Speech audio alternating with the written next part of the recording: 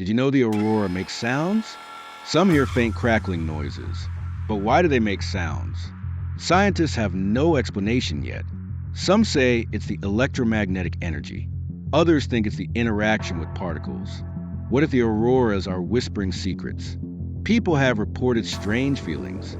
Some feel connected to the universe. Ancient cultures believed they were spirits. The Norse called them Bifrost, the bridge to gods.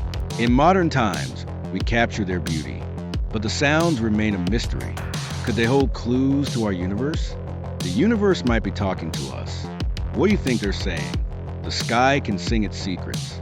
Stay curious. Keep listening. Follow FunFact for more secrets.